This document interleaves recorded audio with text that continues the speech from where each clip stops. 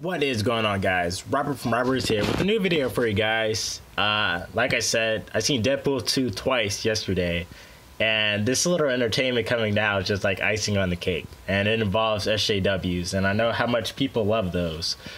So pretty much, Deadpool 2 is a movie that is both sexist and is progressive at the same time. And if you're wondering how that could happen, well, let me explain the whole situation to you. Okay, so this particular website that I'll put in the info bar or whatever so you can read it, it's pretty much saying that Deadpool 2 is sexist because of the way that it uses its women characters or whatever, because it's like the fridge trope or something, coined by, I think, Gail Simone was what they said in the article, where it's pretty much like a woman dies for a male to get character development, although it can work for the opposite, but like they don't focus on that. They focus on the fictional women's.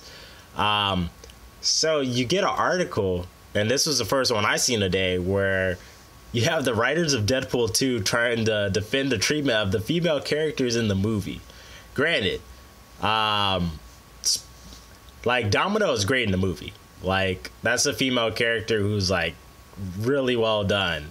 Like, front and center, she's there, like, doing stuff, important stuff, but they're not talking about her. They're talking about supporting characters, such as like the gay couple in the film. Like that, I think there's an article about that, and they were trying to make a big deal about that. Oh, it's the first LGBTQT whatever couple in a film, and it's like, you do realize, like, in the movie they get zero character development. Like, that's literally their character, is that they're a gay couple, and that's it.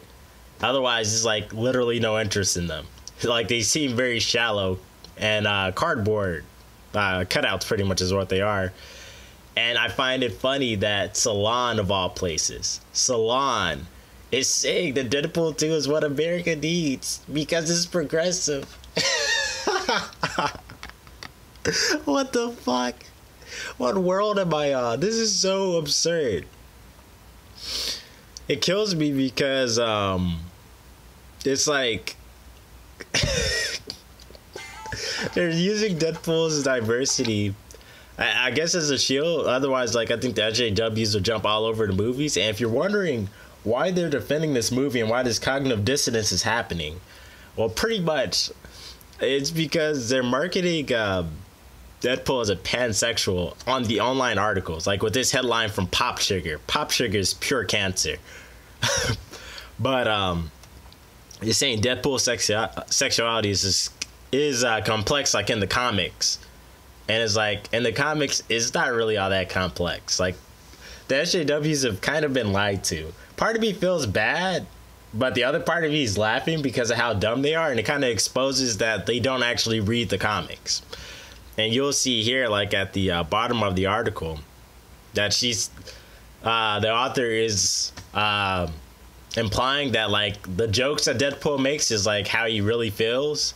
And once again, like, we're talking about Deadpool 2 featuring LGBTQ plus relationship that I talked about a little bit earlier, and it's not the title character. So they put in Deadpool in that little pool of diversity.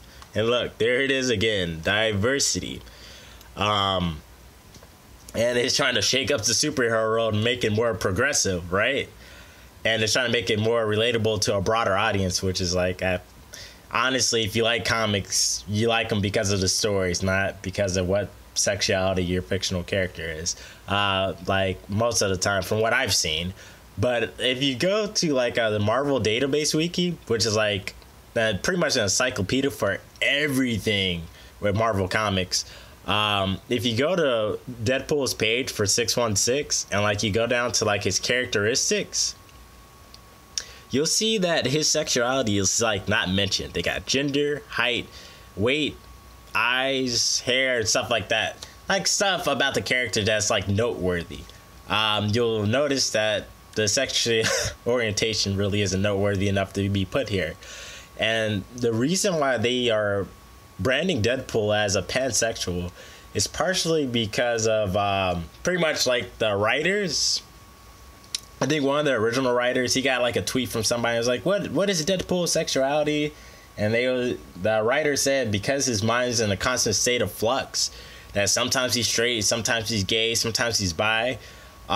Which really just sounded like a PR answer, kind of like when the whole Luke Skywalker being gay thing was going around. I don't know what it is with these people and wanting like all the characters gay.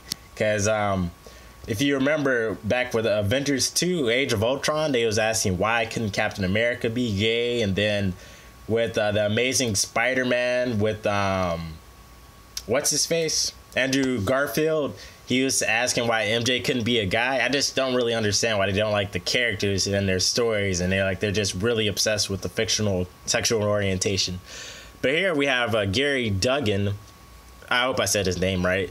And he's pretty much talking about how he's gonna keep everyone up to date on Deadpool's omnisexual exploits, which is like, I guess another word to say pansexual or whatever.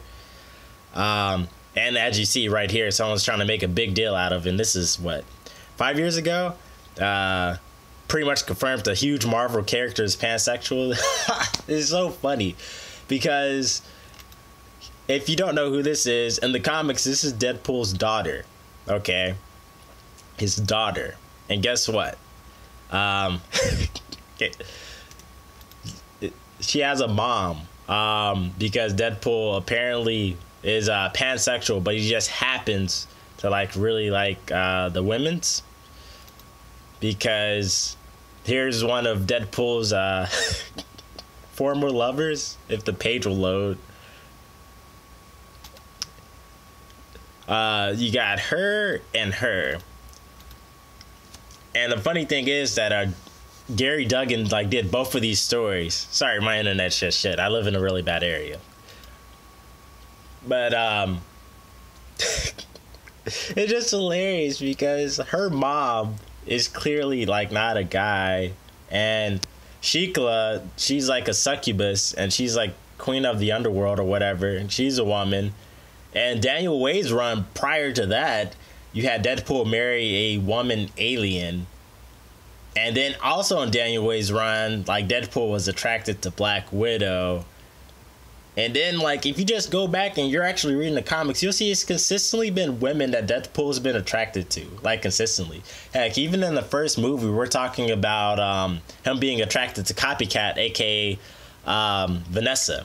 And here's Queen Shaklia, the succubus that Deadpool was married to in Gary Duggan's run, and like they recently had a falling out at the end. And you have the mother of Deadpool's child. He's definitely a pansexual. I'll put the links to the info bar. I just find it funny how SJWs are clinging to this character, trying to like boast that his sexuality is like a really big deal, when in the comics is actually something different. And even in the movies that they're criticizing and praising at the same time, like he's still going after women the whole time. I just find this like fucking hilarious, considering what's been happening the last couple of years of Marvel and injecting other political stuff into it.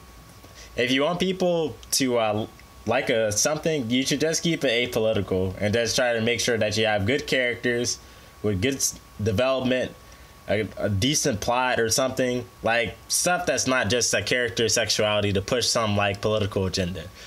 Like I agree with Salon 100% that wherever the article is, I probably already closed it, but Salon is right. Deadpool 2 is exactly what America needed. A movie that isn't really concerned with identity politics and just tries to be fun for the sake of being fun.